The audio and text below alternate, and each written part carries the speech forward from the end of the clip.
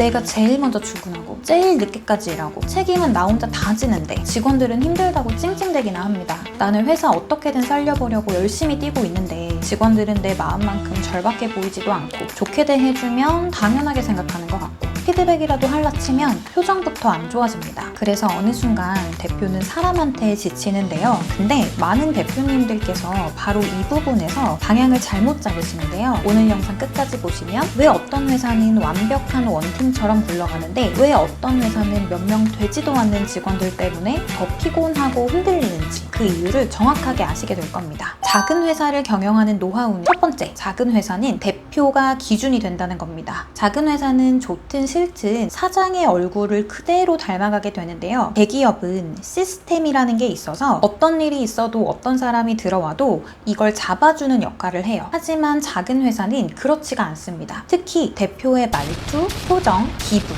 이런 것들이 그대로 회사 분위기에 반영됩니다. 조직문화연구로 저명한 학자인 에드거 샤이는 조직문화는 멋진 슬로건이 아니라 리더가 반복해서 무엇에 반응하고 뭘 중요하게 여기고 누구를 인정하느냐로 만들어진다고 봤습니다. 쉽게 말하면 대표의 일상적인 태도와 표정이 그 회사의 진짜 문화가 된다는 거죠. 예를 들어 볼게요. 대표가 자율적으로 하세요 라고 말을 했는데 조금만 자기 방식대로 안 하는 것 같으면 바로 얼굴에 티가 납니다. 그리고 대표님이 편하게 얘기해보세요 라고 하는데 대표님이랑 다른 의견이 나오는 경우에 바로 표정이 굳습니다. 우리 조직은 사람이 중요해요 라고 말을 하는데 정작 인정받는 사람은 성과를 내는 사람이 아니라 눈치가 빠른 사람, 늦게까지 남아있는 사람인 거죠. 그러면 직원들은 이렇게 학습합니다. 아, 여기서는 일을 잘하는 것보다 대표 비위 맞추는 게 더 중요하구나. 그 순간부터 조직은 성과를 내는 팀이 아니라 대표의 눈치를 보는 팀이 되는 겁니다. 작은 회사는 무너질 때도 거창한 일 때문에 무너지지 않아요. 한 번의 큰 사건보다 이러한 사소한 경험들이 계속 쌓이면서 조용히 굳어버립니다. 회의 때 말을 안 하게 되고 책임자는 판단하는 걸 꺼리게 되고 실무진은 시키는 것만 하게 되고 결국 대표 혼자 더 뛰게 되는 겁니다. 그래서 작은 회사의 대표는 직원들에게 알아서 해보세요 라고 말하기 전에 먼저 자기 자신을 돌아보셔야 돼요. 나는 오늘 어떤 순간에 표정이 바뀌었는지, 오늘 어떤 사람이 일을 잘했다고 생각하는지, 진정으로 자유를 원하는지 아니면 순응하는 직원을 원하는지. 작은 회사는 대표의 기준에 따라서 아주 쉽게 바뀔 수 있습니다.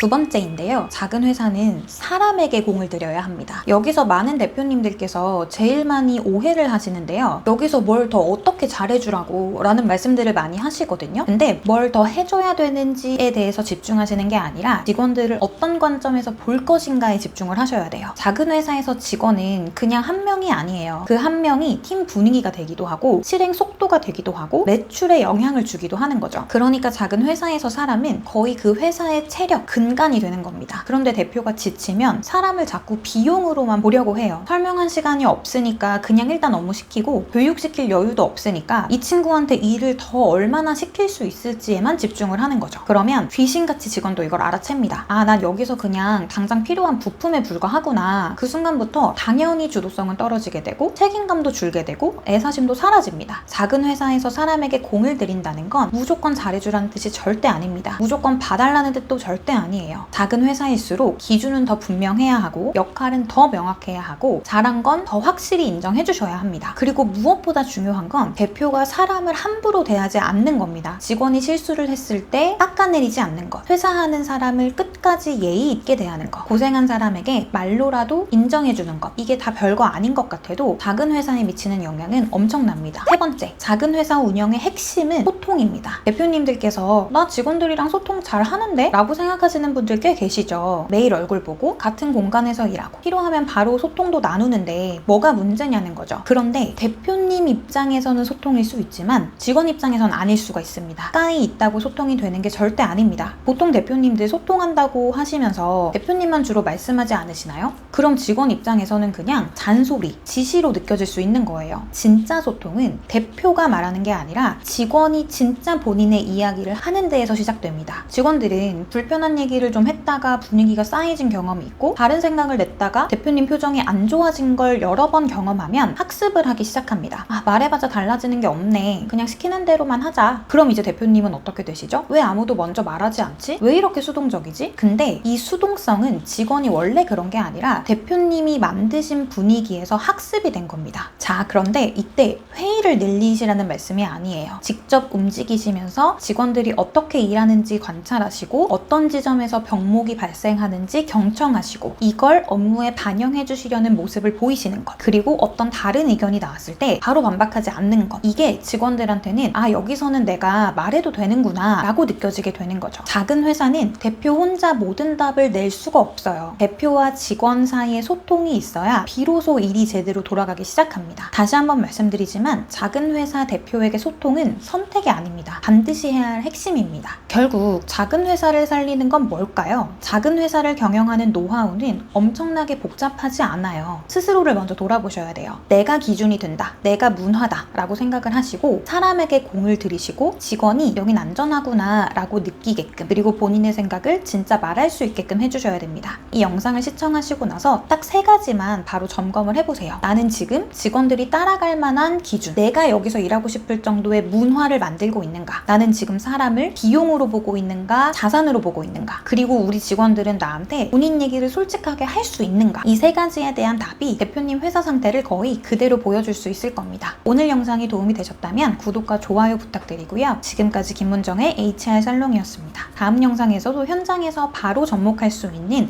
HR 이야기를 쉽게 풀어드리도록 하겠습니다. 감사합니다.